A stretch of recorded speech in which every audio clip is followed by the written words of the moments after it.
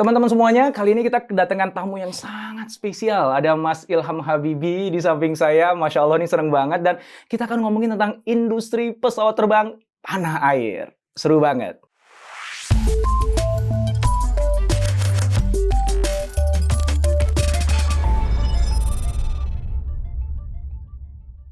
Mas Ilham, makasih waktunya bisa hadir ke studio saya. Aduh, senang banget deh. Berapa kali kita ketemu ya dalam kesempatan berbeda, cuma nggak pernah kejadian juga ketemu di sini. Ini pertama kali di sini. Gitu.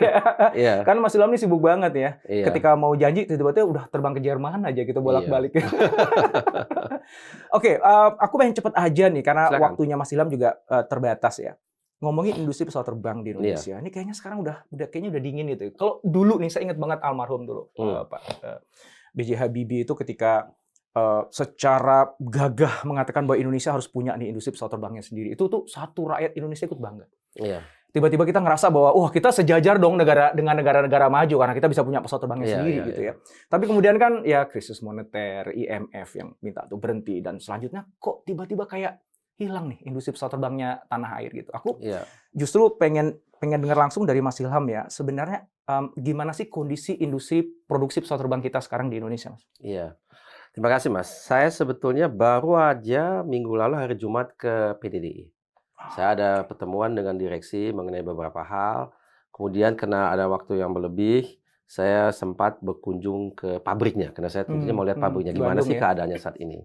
Yang saya lihat di situ memang boleh dikatakan ada banyak hal yang perlu kita benahi. Yang pertama, dia punya load ya. Kalau saya lihat kesibukan mereka itu maksimal di 50%. Karena memang mereka bukannya punya order, ada, tapi kurang. Karena itu keadaan pasar. Jadi under capacity sekarang. Iya, dia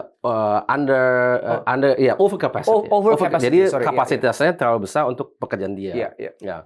Tapi karena dulu desain daripada pabrik itu adalah dengan visi yang tadi Mas bilang N250 itu jadi. Kalau jadi, Mas bisa bayangkan ya berapa banyak pesawat kita harus buat per tahun ya.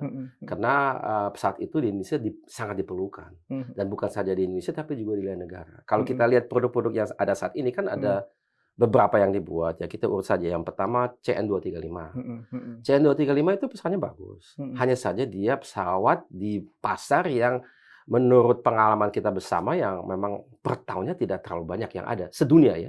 Jangankan CN235, pesawat lain dan perusahaan lain sekelas dengan CN235 pesanannya nggak terlalu banyak. Karena kalau kita lihat dari pasar militer itu ya memang pasar pesawat terbang angkut militer itu seringkali ditebangi oleh angkutan udara itu bisa puluhan tahun. Jadi memang lifetime-nya karena dia terbangnya paling sekali sehari atau kadang cuma sekali dalam beberapa hari, jadi bisa terbang lama sekali asal dirawat dengan baik. Jadi kapan perlu diganti ya itu setelah puluhan tahun ya. Jadi itu ya kenyataannya memang seperti itu.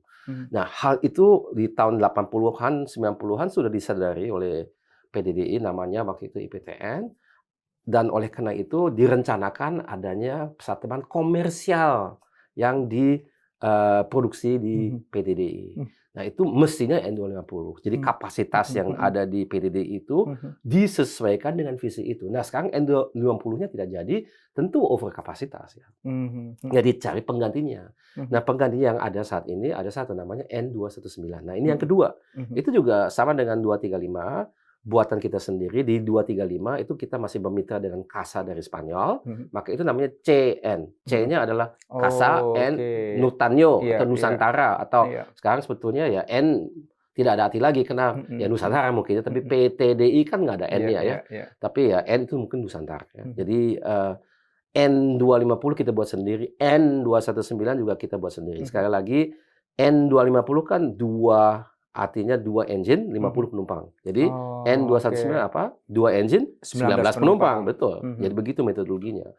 Nah, bedanya N219 dengan N250, N219 memang pesawatnya jauh lebih kecil. Dia cuma 19 penumpang dan teknologinya lebih sederhana. Jadi kalau 250 di dalam badannya tekanan udaranya disesuaikan dan kita bisa bernafas.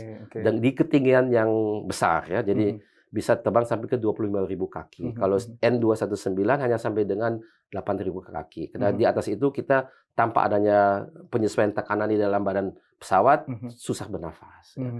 Tapi pesawat terbang itu memang pasarnya ada, tapi mungkin tidak sebesar yang komersial seperti N250. Itu kan diterbangkan oleh airline. Yang kecil itu, ya kita lihat saja, adakah airline di Indonesia yang menerbangkan pesawat sejenis dalam jumlah banyak? Paling Susi Air, ya. Dia terbang tapi yang lebih kecil, memang banyak, tapi itu agak beda ya. Cuman dia saja, kalau yang lain tidak dalam jumlah banyak. Jadi sebetulnya pasar untuk N219 itu juga tidak terlalu besar. Tapi ada, tapi tidak terlalu besar. Tapi itu mungkin, tapi yang jelas, yang harus kita perbaiki adalah kita harus menambah portfolio produk yang memang bisa membawa industri kita mempunyai produksi yang berlebih. Kita bayangkan saja kalau Toyota atau Astra, dia hanya punya 1 atau 2 model. Ya nggak cukup lah. Ya ada Corolla, ada Camry, ada Avanza, semua tipe di semua segmen ya. Ada banyak lah gitu ya. Kalau dia cuma dua pesawat ya nggak cukup lah. Mas Ilon pernah bilang begini kan, bahwa Indonesia negara kepulauan, maka sebenarnya keniscayaan kita harusnya bisa punya industri pesawat terbang yang baik. Dan Mas juga mengatakan kalau bagusnya pesawat kecil justru kalau Indonesia. Kecil dalam arti kata bukan jet gitu ya. Kalau baling-baling ya maksudnya. Ya baling-baling ya. Kalau jet ya memang kita juga perlu banyak jet.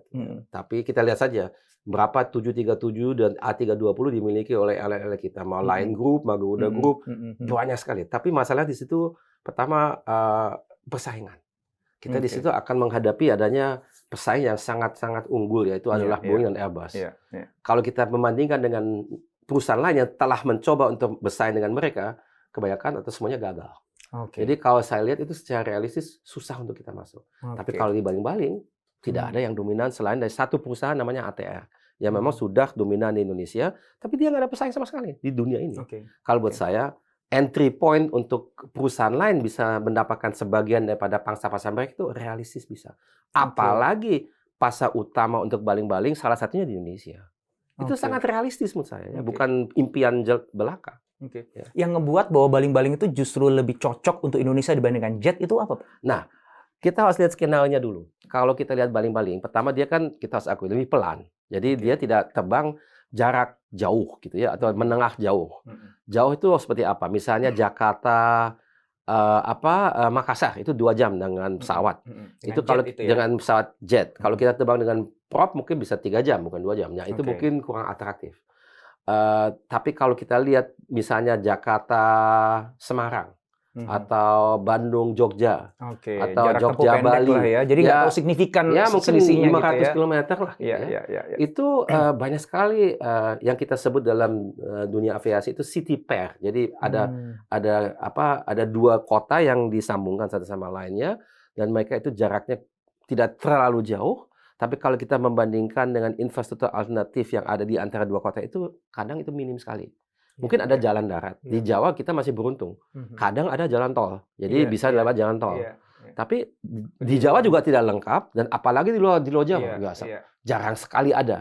Kalau kita lihat alternatifnya, kita terbang dengan baling-baling seperti itu ya, misalnya sejam, sejam setengah, 2 jam, dibandingkan dengan mobil itu bisa berkali-kali lipat jauhnya lamanya dengan mobil ya di luar Jawa.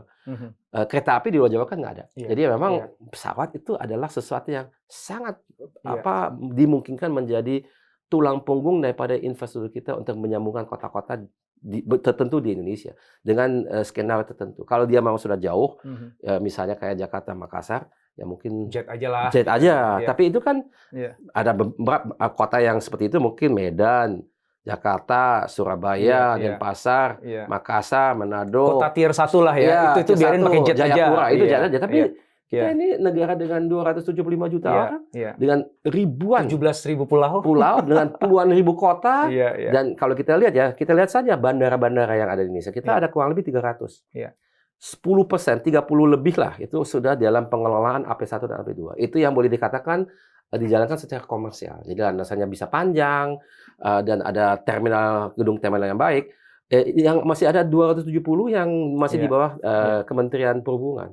Itu ya masih relatif sederhana. Tapi kalau kita melihat Indonesia akan berkembang ke depan, ya justru kota-kota tier 2, tier 3 itu harus maju, dan dia perlu infrastruktur. Infrastruktur seperti apa? Ya, untuk pesawat yang pakai propeller, pakai baling-baling tadi itu, apakah memerlukan standar bandara khusus atau bandara-bandara yang bandara yang termasuk biasa saja. Bandara swasta itu Pak, itu juga bukan bisa. Swasta. Maaf, bukan swasta. Itu di bawah pengelolaan Kementerian Perhubungan. Jadi itu negeri punya, bukan swasta ya.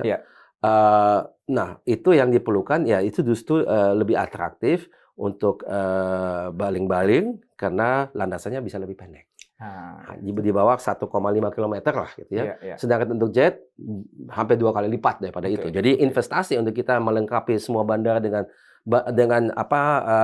runway yang lebih panjang itu tidak kecil. Selain dari itu, apakah di awal memang sudah ada traffic secukupnya? Maksudnya, kalaupun dibuat, apakah memang kita bisa isi? Itu kan untuk jet. Satu jet dengan 150 penumpang tiap hari misalnya. Mungkin tidak ya. Jadi lebih baik kita menggunakan yang kecil dulu. Kita menumbuh kembangkan trafficnya dulu. Nanti kalau sudah berjalan, mungkin suatu ketika bisa saja dengan jet dan kita investasi ke bandara tersebut. Kalau melihat yang tadi Mas Ilham sebutkan itu kan menarik sekali sebenarnya kan. Jadi marketnya besar, titik-titik kotanya banyak, lebih simpel infrastrukturnya. Sebenarnya gitu lebih ya. simpel ya. Dan juga nggak harus mengisi penumpang yang banyak gitu ya. Itu kan menarik. Tapi pertanyaannya sejauh mana para airline yang ada di Indonesia ini tertarik untuk ini kan masuk ke sana? Ini kan kayak telur ayam dan telur. Kalau tidak ada infrastruktur yang memadai, ya kan mereka juga ikut ini yang mana dulu gitu. Kita mencetuskan adanya demand dulu gitu ya. Supply-nya nanti akan menyusul dalam itu ya. Kalau belum ada yang infrastruktur yang disediakan, ya mereka juga swasta kan atau BUMN pun juga dia harus berorientasi kepada profit. Kan? Kalau yang tadi disebut bahwa bandara yang punya Departemen Perhubungan tadi ya, Kementerian Perhubungan tadi itu udah ada sebenarnya infrastruktur. Ada 300. Nah, kenapa nggak itu aja? Diasumsikan bahwa infrastrukturnya harus sudah ready dong. Udah ada 300 bandara kok. Gitu. Iya, yang saya kurang tahu itu bagaimana dengan perlengkapan. Tapi ini bukan soal bandara sebetulnya ya. Yang penting adalah adanya bandara itu bagian daripada konsep ini. Bandara itu kalau mau dijalankan, mau diterbang secara aman kan perlu ada alat, ya. Alat komunikasi, navigasi dan sebagainya. Perlu ada terminal building untuk penumpangnya yang memadai. Gitu. Itu yang belum terbangun infrastrukturnya. Menurut saya sudah mulai, tapi mungkin belum 270 selengkap itu, gitu ya. Mungkin belum. Ya. Saya terus terang nggak punya data terhadap status semua bandara yang ada itu. Dan tapi saya kira konsepnya adalah pesawat terbang kecil itu atau tidak terlalu kecil sebenarnya dengan 50 atau 80 penumpang, mereka terbang ke bukan saja ke tier 1 tapi juga tier 2 dan tier 3 gitu ya. Saya setuju banget tuh. Dulu Pak, saya itu ada proyek di Bandung. Ini belum ada jalan tol, Pak. Saya itu rajin ke Bandara Halim untuk naik pesawat kecil. Sama dong. Belasan tahun mau namanya bolak-balik itu pagi pulang Deraya, atau pernah juga Wings dan sebagainya. Dan itu membantu sekali, Pak. Sangat membantu. Walaupun kalau kena angin ya goyangannya terasa ya. Itu memang gimana ya. Ya wajar lah ya. Kalau kita naik kapal laut di laut juga kalau kena ombak juga sama ya. Anggaplah itu turbulensi di air itu kayak ombak. Ya memang tidak bisa tanpa ombak gitu. Artinya sebenarnya kalau aku sendiri ngerasain bahwa di area-area tertentu yang dimana jalan darat itu susah, jauh, panjang, nggak ada alternatif yang lain, perlu waktu lama. Sementara kita perlu cepat. Itu sangat membantu, Pak. Sangat membantu. Dengan biaya yang waktu itu sekitar 250.000 atau 300.000 lah, Pak. Oke lah, worth it lah karena saya hemat waktu sekian banyak gitu. Oke, tadi Mas Ilham juga menyebutkan bahwa salah satu challenge-nya adalah karena PTDI ya, karena tadi konteksnya PTDI lebih banyak membuat pesawat untuk militer, yang itu kan penggunaannya sangat sedikit, jadi lifetime-nya itu panjang banget gitu. Harusnya kan ke komersil gitu, Pak. Kenapa kok nggak yang pesawat-pesawat komersil kita itu nggak laku atau nggak dibeli atau bahkan nggak dibuat? Nah, yang gitu, ada Pak? kan realisasinya cuma N219 saat ini kan. Ya, ini kan baru selesai gitu ya. Jadi belum kelihatan sebenarnya traction-nya kayak gimana. Ya, jadi ini belum lama disertifikasi. Sekarang memang udah siap pakai. Yang menjadi tantangan saat ini bagaimana dengan pola komersialnya. Nah ini tantangan untuk airline-airline yang bisa ini katakanlah ada beberapa daerah yang tertarik mendapatkan layanan seperti itu. Memang kelihatannya kalau saya dengar cerita daripada direksi PDI itu banyak yang ada. Katakanlah ini ada bupati ini, bupati itu melihat oh kita mau dilayani dengan pesawat itu. Tapi kan mereka tidak operator. Operator siapa? Kita lihat aja. Ini pesawat 19 penumpang ya. Apakah Garuda bisa? Bisa mungkin ya, apa dia mau? Mungkin tidak. Dia fokusnya ke pasar yang berbeda. Apakah Lion mau? Belum tentu. Wings? Belum tentu. Kita tidak tahu ya. Jadi kelihatannya ini sekarang lagi dalam satu tantangan yang dilihat itu operatornya siapa. Iya, iya. Susi Air mungkin ya, Susi Air punya 30 pesawat Cessna Caravan itu penumpangnya 10 ya. Jadi mereka operator untuk pesawat kecil seperti itu, tapi lebih kecil daripada N219 tapi agak mirip ya 10, 19 ya 2 kali lipat besarnya, tapi kalau Garuda kan berkali-kali lipat gitu ya, dia memang beda ya. Kalau itu tantangan nomor 1 itu operatornya siapa? Pendanaannya bagaimana? Ini kan kalau misalnya ada airline yang memerlukan pesawat, dia kan nggak bayar dengan cash, leasing kan. Nah kalau leasing itu bagaimana? Dia itu ini udah agak ada kompleks. Ini tantangan-tantangan bisnis gitu ya. Dia perlu adanya katakanlah buyback guarantee. Biasanya dia kan dapat pendanaan juga dari perusahaan misalnya perbankan atau mana. Dia perlu memberikan garansi-garansi kayak gitu. Jadi itu yang sedang didiskusikan ya. Bagaimana dengan mendirikan leasing company? Karena leasing company yang sudah ada, tidak ada yang memberikan pelayanan leasing untuk pesawat kecil. Kalau kita lihat Cessna, dia punya leasing company sendiri. Tapi kalau yang besar-besar itu hanya dia aktif di pesawat terbang yang besar karena pasarnya besar. Kalau kita ini leasing company ya, kita punya 737. Katakanlah kita kasih kepada maskapai A, dia tidak bisa lanjutkan, pasti ada maskapai B, C yang mau. Kalau pesawat 219 mungkin tidak seperti itu ya. Karena marketnya lebih niche ya. Lebih niche. Ya, tapi memang masih ada, tapi ya untuk financing-nya itu memang menjadi tantangan. Nah, ini ada masalah tantangannya operasi dan juga pendanaan. Nah, itu kalau yang lain menurut saya itu ya demand-nya itu kelihatannya kalau saya percaya data yang atau pernyataan dari direksi saya kira, dan itu saya merasakan benar ya. Memang demand itu ada. Tapi ya sekarang bagi siapa operatornya dan bagaimana pembiayaannya. Ya, itu. Kan kita bicara PTDI itu harapannya kan nggak hanya dijual di Indonesia aja kan Pak, tapi juga keluar kan Pak ya. Betul. Nah, ketika di luar samakah isunya atau beda mungkin ada mirip ya. Karena kalau saya lihat pasar dunia yang berkembang di segmen yang sama itu kurang lebih sama ya.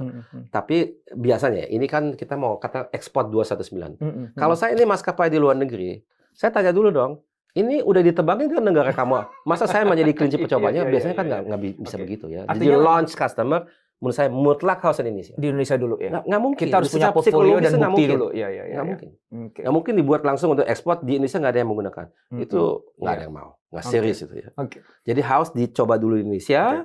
Harus ada track record dulu. Itu udah solid. Kemudian kita mulai ekspor. Itu nggak masalah. Nah, ngomongin kembali pesawat kecil dan juga kita ingin merajut Nusantara itu ya, yang banyak itu ya. Kan dulu ada Merpati itu.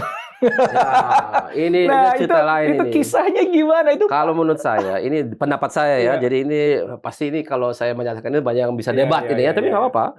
Kalau pendapat saya adalah seperti ini. Jadi konsepnya Merpati sebetulnya dia memang untuk rute-rute perintis dan tidak bersaing langsung dengan Garuda. Tapi lambat laun nggak tahu kenapa, ini mungkin mekanisme manajemen atau juga saya tidak tahu. Tapi dia kan akhirnya juga ada banyak tumpang tindih dengan Garuda dengan yang lain. Dia tidak di niche dia. Ya memang kita kenal ya, memang dia pesawat terbang airlines yang terbang regional gitu ya. Di rute-rute yang memang tidak banyak persaingan. Mestinya seperti itu. Tapi dia memang punya mungkin ambisi ya. Mau lebih dari itu, dia juga terbang internasional tiba-tiba, cross border dan sebagainya. Jadi dia tidak puas dengan hanya dalam tanda kutip feedernya Garuda. Mungkin nggak maunya seperti itu. Mungkin ya, itu saya tidak tahu. Tapi akhirnya ya memang, dan juga cara menjalankan airline-nya rupanya juga mungkin kurang profesional. Dan itu udah lama berjalan, jadi untuk mengubah itu susah. Kalau sebagian kalangan kan menilainya adalah karena mungkin dianggap bahwa rute-rute perintis itu nggak ada duitnya, sehingga itu nggak cukup untuk membiayai organisasi. Kalau menurut saya itu agak keliru gitu ya. Apakah di rute gemuk itu ada duitnya? Belum karena kan semua orang mau di rute gemuk. Akhirnya marginnya kan menjadi tipis karena semua di situ. Kita harus banting harga. Jadi kalau menurut saya justru di rute perintis itu kalau kita bisa menumbuhkan satu bisnis yang stabil, mungkin marginnya tidak gemuk tapi terproteksi. Daripada di rute yang itu, wow, ada Garuda, ada Lion, ada Air Asia, ada Sriwijaya, semuanya mau di rute itu. Kan, ya, jadi harusnya secara logika, harusnya Merpati pun bisa survive hanya mengandalkan asal dia stick kepada satu bisnis konsep yang tertentu, dan jangan coba yang lain-lain dulu, itu ya dimapankan. Menjadi super spesialis di situ. Jadi di rute perintis itu kan tentu daya belinya juga nggak terlalu besar. Jadi ya janganlah kita datang dengan harga yang terlalu fantastis. Disesuaikan dengan daya beli. Jadi itu jadi patokan. Kemudian cost-nya disesuaikan. bukan cost dulu kita nanti ya ini costnya maka silahkan harganya terima. baru dari cost Nggak bisa. Nggak bisa. Berangkat Harus dari lihat price dulu. Dari pasar dulu. Market oriented approach. Ini daya beli, marilah kita buat cost operasinya sesuai. Jadi misalnya jangan terlalu banyak tipe pesawat, cuma satu misalnya atau dua maksimal. Jadi perawatan, pilot, kru sudah tahu ya. Tarif dengan pilot juga harus disesuaikan. Karena dia kan juga tidak bisa minta gaji yang fantastis. Kalau memang dapurnya memang cuma seperti itu, ya nggak apa-apa. Tapi kan yang penting stabil di situ. Dan yang penting hidup dulu aja deh. Iya. Menjadi stabil, menjadi kokoh gitu, bisa unggul, nanti bisa berkembang gitu. Nah, kalau ngomongin produsen pesawat terbang kan bukan hanya PT DI dong, Pak. Untuk membangun pesawat terbang kan ada punyanya Mas Ilham sendiri kan. Wah, itu beda ya. Swasta lah ya versi. Nah, itu bedanya apa sih dengan RAI ya? Mas? Ya, RAI dengan RAI itu bedanya kita nggak apa? Punya pabrik, kita kayak desain Oh, office. desain. Oke. Memang ada rencana untuk buat pabrik, pernah ada, tapi kalau menurut saya itu buat di Batam kan Mas ya? Kita ada rencana untuk melihat Batam sebagai salah satu alternatifnya, yang kedua di Kertajati. Iya. Nah, kalau buat saya ya ke depan saya pribadi, saya melihat itu tidak perlu ada duplikasi di Indonesia. Jadi alangkah baiknya yang sudah ada kita gunakan dulu. Jadi yang memproduksi dari PT DI aja gitu maksudnya? Kalau dia cukup kapasitasnya. Karena yang kemarin saya lihat di PT DI juga bukan tanpa isu ya. Jadi memang kapasitas dari segi ruang cukup, tapi mungkin perlu ada pembaharuan daripada permesinan. Teknologinya juga kadang sudah uzur. Dan ya dia juga ada produk-produk lain. Jadi belum tentu bisa di situ juga. Tapi yang saya lihat ke depan, mungkin satu ketika, paling tidak sebagian daripada produksi PDD akan pindah ke Kertajati. Ya, karena Kertajati itu masih luas sekali lapangannya. Dan memang kalau Bandara Hussein di Bandung itu kan satu ketika akan ditutup. Satu ketika, belum ya. Karena memang dari segi konsep bandar udara yang punya banyak traffic, janganlah di tengah kota, aman. Kalau misalnya katakanlah ya di Bandar Udara Hussein itu ada satu pesawat yang overshoot karena cuaca atau kesalahan apa gitu ya, langsung ke perumahan gitu ya. Atau dia janganlah, itu memang semua, dan kota Bandung itu bukan kota kecil ya, lebih dari 3 juta orang. Jadi bukan itu mestinya trafficnya kalau sudah berkembang itu banyak, 3 juta, lebih besar daripada ya hampir sebesar Singapura ya. Singapura 5 juta, ini 3 juta. Tentu ini beda ya. Bandung itu bukan hub kayak Singapura, tapi ya dari segi ukuran kotanya ya tidak kecil gitu ya. Nah, ini kan ada N245 dengan R80-nya Mas itu yang kemarin tuh dikeluarkan dari PSN ya. Proyek strategis nasional itu apa pertimbangannya kok? Nah, pertimbangannya sederhana. Waktu itu karena saya diskusikan itu dengan menteri yang bersangkutan, dan beliau mengatakan bahwasanya ya kriteria baru untuk PSN adalah harus selesai pada tahun 2024. Jadi ya dua-duanya tidak memenuhi persyaratan itu ya otomatis diminta selesainya itu apa? Selesai produknya selesai gitu. Jadi selesai didesain, sudah mulai diproduksi dan sebagainya. Memang kedua itu memang diprediksi 2045 pun juga belum selesai ya, Pak? Bukan, 24. 2024. Karena satu masa jabatan periode kepemimpinan. Kalau 45 ya udah pasti lah ya, udah banyak lah ya. Masa enggak. Tapi 24 ya 2024. Bisa dia ya. Kalau 24 ya nggak bisa. Ya, nggak realistis. Jadi R280 itu kalau R80 itu kan semuanya tergantung dengan pertama ya konsepnya. Apa sudah mapan, sudah boleh dikatakan inilah yang kita mau buat. Yang kedua, dengan siapa? Yang ketiga, pendananya bagaimana? Tapi yang paling penting kita dulu konsepnya dulu. Kalau yang saya lihat saat ini, konsep R80 biarpun sudah matang, tapi ini ada banyak perubahan dari segi teknologi. Apa itu? Ya tentu terkait dengan sistem propulsinya. Kita mau kalau kayak di EV, electronic vehicle ya. Kedepannya kan pakai listrik gitu ya. Begitupun juga dengan pesawat. Tapi lain daripada mobil, kalau pesawat itu tidak bisa kita bayangkan dengan status teknologi pada tahun 2022 ini, kita bisa dari berangkat pesawatnya sampai dia mendarat semuanya dengan elektrik, itu nggak bisa. Karena kepadatan daripada baterainya itu energi yang bisa kita simpan dalam baterai tidak seperti itu. Dengan mobil dan berpenumpang 4 aja kita masih kalau bisa ratusan kilometer udah bagus tuh, sudah alhamdulillah. Tapi kalau dengan pesawat dengan puluhan atau ratusan, wah, jaraknya juga ribuan kilometer atau ratusan. Artinya hybrid ya? Kalau saat ini paling hybrid ya? Hybrid, betul. Nah, hybridnya seperti apa?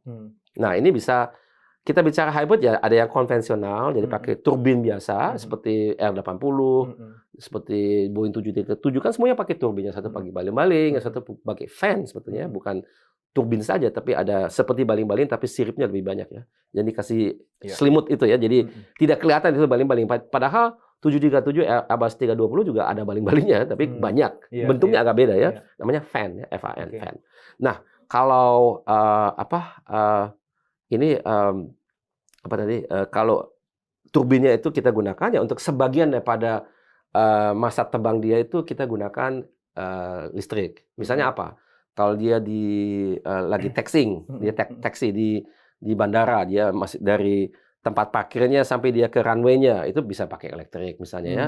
Atau dia pakai take off. Jadi dua-duanya dipakai ya. Jadi elektriknya iya dan ini jadi bisa mengurangi keperluan untuk afturnya karena dibantu oleh ini. Tapi begitu dia tiba di jelajah yang maksimal itu bisa 25.000 kaki, 35 kaki dengan pesawat listrik. Listriknya dimatiin justru. Oh, malah listrik dimatiin? Iya, karena dia nggak bisa lama kan. Jadi nanti diarahkan lagi kalau dia mau mendarat atau pas dia mau turun. Oh, saya pikir justru kalau di mobil itu kan biasanya untuk tanjakan atau untuk yang berat itu justru pakai IC. Ini masalah durasinya. Oh, isunya di durasinya. Durasinya nggak bisa lama. Jadi dia nggak bisa. Jadi di situ justru dia elektriknya di switch off. Itu satu konsep seperti itu. Itu hybrid ya. Konsep lainnya adalah ya udahlah kita nggak pakai baterai sama sekali, tapi fuelnya ada yang namanya Sustainable Aviation Fuel atau SAF. Itu masih pertanyaan, apa itu hijau atau tidak.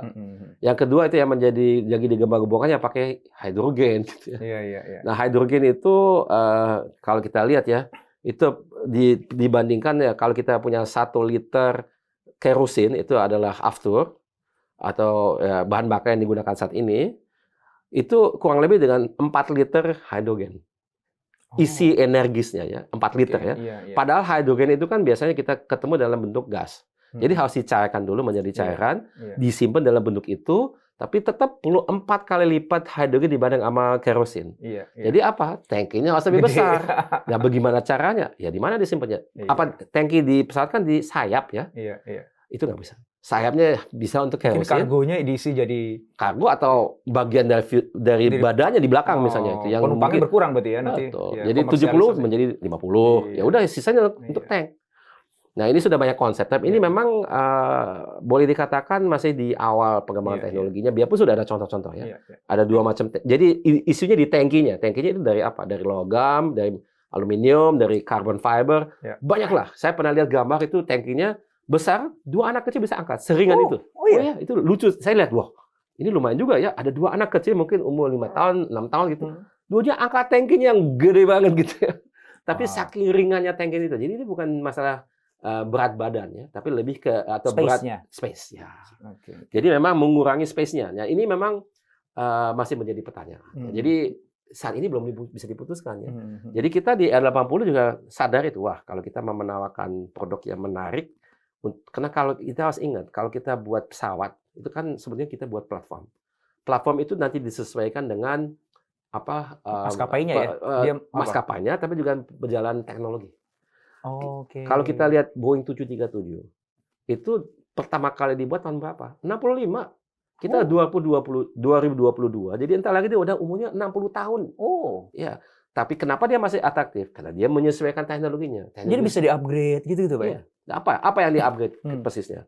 Avioniknya. Oke. Kalau kita lihat yang zaman dulu itu semuanya instrumennya itu yang analog lah ya, mekanistik ya, ada jarumnya gitu ya. Kemudian diganti dengan monitor. Monitor juga ada 2 macam. Dulu kan kayak TV dulu tebal gitu ya. Kan sekarang tipis. Jadi dulu pernah ada versi 737 dengan yang namanya CRT, Cathode Ray Tube Technology, di mana dia itu masih tebal ya. Kemudian sekarang flat screen. Udah LED. Kemudian di flat screen kan instrumennya sebenarnya nggak ada lagi kan, tapi disimulasikan dengan software. Jadi software itu juga harus dibuat. Jadi itu teknologinya memang berubah. Dulu kan nggak ada software, kita instrumennya instrumen mekanis gitu. Sekarang instrumennya disimulasikan dengan software. Tapi oleh karena itu komputer di dalam pesawat terbang jadi penting. Nah, itu satu, avionik banyak berubah. Dari tahun 60-an belum ada komputer seperti itu. Kan. Sekarang kalau nggak ada gitu ya udah uzur ya, nggak bisa. Yang kedua juga teknologi propulsi. Kalau kita lihat pesawat terbang 737 yang kecil, yang lama, itu yang populer sekali di Indonesia dulu ini yang 737-200. itu kurus panjang engine-nya dan berisik. Ya tentunya boros. Tren di teknologi propulsi makin besar diameternya makin irit. Itu yang namanya bypass ratio. Jadi bypassnya apa? Bypass kan melewati tidak lewat gitu ya. Bypass apa? Bypass turbin. Jadi udaranya tidak masuk ke turbin, dia melalui siklus termodinamik. Jadi udara masuk, dipadatkan dengan kompresor, masuk ke burning chamber, dimasukkan bahan bakar, kemudian dia dicetuskan ada percikan api, dia meledak dan tanda kutip, kemudian dia melalui turbin, di mana di jet gitu ya. Itu efisiensi yang harus kita perhatikan itu termodinamis. Itu ternyata kalau dibandingkan dengan efisiensi mekanis dia kalah. Jadi tidak begitu efektif. Jadi lebih baik kita menggunakan energi itu untuk memutarkan baling-baling atau fan, lebih efektif membuat gaya dorong daripada kita membakar semua.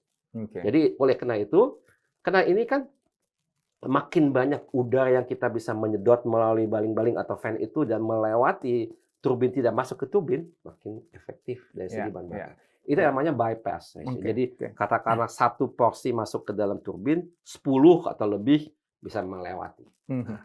Makin lama, kita lihat aja Mas, kalau di 737 perkembangannya itu engine-nya makin gemuk, makin gede, makin diameternya besar. Yang paling besar itu Max. Yang 380. Bukan. Saya bicara 737. Oh, yang 737. Itu kan kita stick dengan satu model. Kita lihat engine-nya. Dulu kurus, dia makin gede di 737 yang klasik, yang 300, 400, 500, kemudian yang NG 600, 700, 800, 900, kemudian yang MX. Itu makin lama makin gede. Karena dia mau efisien. Karena untuk maskapai, bahan bakar itu bisa 30-40% dari operating cost. Jadi kita menghemat 10% aja. Marginnya itu kan single digit. Jadi kita hemat 10%, itu katakanlah dari 30%, 3%, marginnya cuma 5%. Besar sekali itu pengaruhnya ya. Jadi dia memang harus selalu punya pesawat yang paling mutakhir. Ya, memang R80 itu ada idealisme ya di balik itu ya. Itu lain lagi. Itu idealismenya adalah kita memang melihat R80 itu sebagai pertama bukti bahwa kita mampu. Kedua, kita memang menyuplai sesuatu yang kita perlukan. Ketiga, dia menjadi contoh untuk industri-industri lainnya, kayak ujung tombak.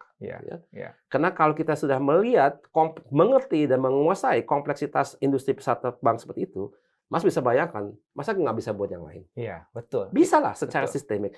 Saya tidak katakan itu tidak tanpa perjuangan, tapi ada bukti bahwa kita bisa. Paling nggak emosional, orang nggak perlu ngerti semua yang tadi Mas Ilham sampaikan dengan proposi dan sebagainya. Maaf, itu mungkin terlalu kompleks. Nggak apa-apa ya? Nggak apa-apa. Tapi begini, kan orang kan tahu kan, makanya saya tadi bilang di awal Mas Ilham ya, bahwa ketika almarhum B.J. Habibie dengan gagah kita punya pesawat sendiri itu menginspirasi satu Indonesia, walaupun mereka nggak ngerti tentang teknologi pesawat terbang, tapi kita tahu kalau kita aja bisa buat pesawat terbang, ya masa mobil nggak bisa? Kan gitu, simpelnya gitu aja lah. Itu memang efek psikologisnya, betul. Kan? Jadi oke, Anda nggak perlu tahu lah ilmu aero engineering-nya, tapi paling nggak kan you get the point dong gitu. Itu yang bagus. Nah, terakhir nih Mas Ilham nih. Silakan. Ini pertanyaan berandai-andai nih. Seandainya almarhum ayahanda B.J. Habibie masih ada sekarang. Kemudian melihat industri pesawat terbang yang beliau mulai dulu. Saat ini seperti ini, apa kira-kira pandangan beliau? Oh, saya kira ya sampai dengan Bapak wafat itu Bapak masih sangat aktif memperhatikan dan ikut mendorong untuk tetap mengembangkan industri pesawat terbang. Saya kira, dan saya tidak hadir di diskusi-diskusi itu, saya kira itu juga dibicarakan sampai dengan pimpinan teratas, ya. Jadi dengan presiden. Saya tidak tahu ya. Saya kira saya kenal Bapak, saya pasti hal itu dibicarakan. Nggak tiap kali bertemu, tapi pasti pernah dalam waktu beberapa tahun Bapak mengenal presiden-presiden yang menjabat setelah Bapak, masa tidak dibicarakan satu kali pun? Pasti, minimal sekali. Jadi memang Bapak punya pendapat bahwasannya negara kita, kalau kita memang punya impian ya, kita mau jadi negara maju, bukan maju dalam arti kata kita menjadi negara, kalau secara statistik kan ada tolak ukurnya, apa itu? Ya misalnya pendapatan per kapita per tahun. Ya. Saat ini kan kurang lebih di 4.000. Kita baru pas masuk ke negara berpendapatan menengah bawah.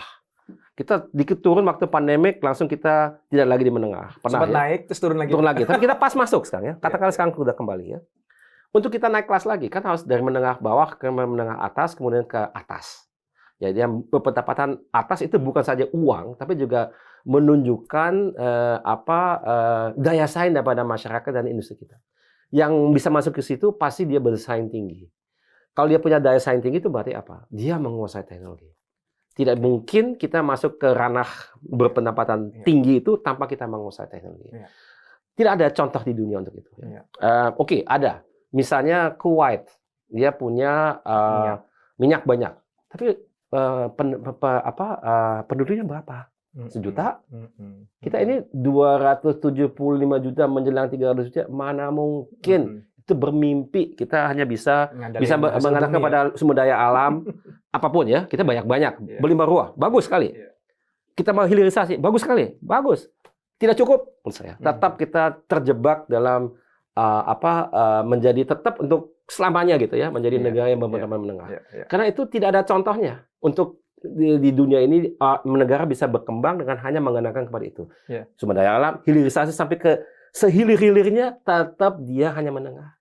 Karena Cina contohnya ya, kenapa dia tiba-tiba bisa unggul? Karena dia memang ekspor sumber daya alam yang dia hilirisasi? Enggak juga. Karena dia punya handphone, dia punya mobil, investasinya di teknologi luar biasa sekali. Dan itu berdasarkan apa? Karena punya orangnya. Dan coba lihat kalau kita ke luar negeri, di universitas dimanapun, di Jerman, di Amerika, orang Cinanya berapa? Ribuan. Puluhan, ratusan ribuan dikirim udah bertahun-tahun. Dia semuanya balik dan dia kuliah apa? Dia kuliah apa? Ekonomi, semuanya teknologi itu. Semua teknologi. Dan dia tahu persis itu memang strategi yang tepat. Karena dia mengikuti contoh yang sudah ada. Korea begitu. Korea memang maju kena K-pop. Sekarang dia K-pop, tapi terlebih dahulu dia apa? Buat kapal laut, pesawat, mobil, handphone, semuanya dia udah bisa. Baru dia bisa buat handphone. Karena sumber daya manusia udah canggih. Karena dia berpikir secara industrial. Kalau kita lihat K-pop band itu industri. Bukan artis yang secara kebetulan. Dia dibina dari kecil. Dari awal. Itu industri canggih. Tapi untuk mempunyai kecanggihan itu harus punya daya pikir seperti itu. Itu bukan jatuh dari langit. Itu adalah menurut saya fase post-industrial. Jadi dia sudah punya industri, punya SDM-nya, baru dia bisa buat kayak gitu. Kalau enggak ya udahlah, forget it. Itu secara acak aja, kebetulan ada, ini nggak bisa, tapi nggak ada sistematikanya. Kita harus ngomong tentang itu lagi nih, abis ini. Iya. Itu tuh seru banget soalnya ya. Yang aku senang tadi dari penjelasan Mas Ilham adalah spirit yang dibangun, yang dipicu, yang dipercikan oleh almarhum B.J. Habibie itu ternyata dampaknya besar sekali ya. Ngomongin iptek, imtak. Wah itu kan beliau banget kemana-mana ngomongnya gitu kan ya.